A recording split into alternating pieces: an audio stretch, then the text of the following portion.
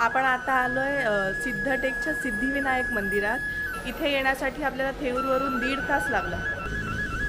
ह्या मंदिरात येण्यासाठी आपल्याला त्या काठावरून या काठावर येण्यासाठी जलप्रवास करून यायला लागायचं। तेव्हा हा ब्रिज बांधला नव्हता। हा जो समोरचा ब्रिज दिसतोय हा नवीन झाला आहे, त्याच्यामुळे आता आपल्या गाड्या डायरेक्ट मंदिराजवळ येतात। पहिला हा नसल्यामुळे आपल्याला बोटीने प्रवास करून यायला लागायचं। थोडं पुढे आल्यावर आपल्याला समोरच पार्किंग दिसते। गाडीतून उतरल्यावर आम्ही दर्शनासाठी निघालो।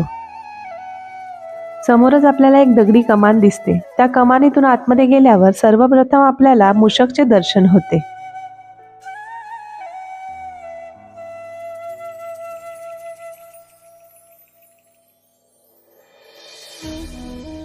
मंदिराच्या चारही बाजूला आपल्याला दगडी तटबंदी दिसते। मंदिराच्या आवारात आपल्याला दोन्ही बाजूला दुकाने दिसतील।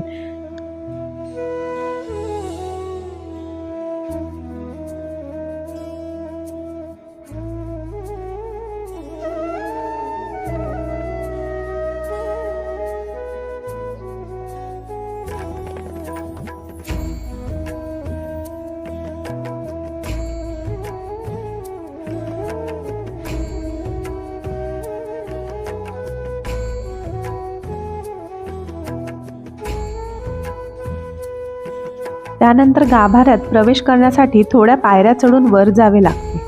आतमध्ये कॅमेरा अलाउड नसल्यामुळे शूट करायला भेटले नाही। श्री विष्णूंना सिद्धी प्राप्त करून देणारा, कार्यसिद्धीस नेणारा हा सिद्धिविनायक अष्टविनायकांपैकी उजव्या सोंडेचा एकमेव गणपती आहे। मंदिरातील सिद्धिविनायकाची मूर्ती स्वयंभू असून ती 3 फूट उंच व 2.5 फूट रुंद आहे। मूर्तीचे तोंड उत्तरेकडे असून ती गजमुखी आहे। या देवळाला एक प्रदक्षिणा घालायची म्हणजे 1 किलोमीटर चालावे लागते।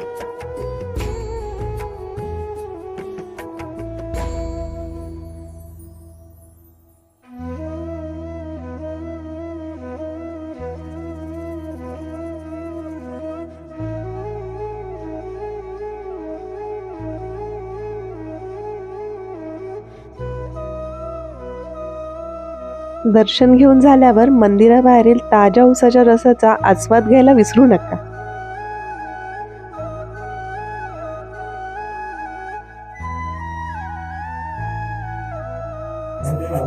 सिद्धिविनायकाचं दर्शन घेऊन झालेलं आहे।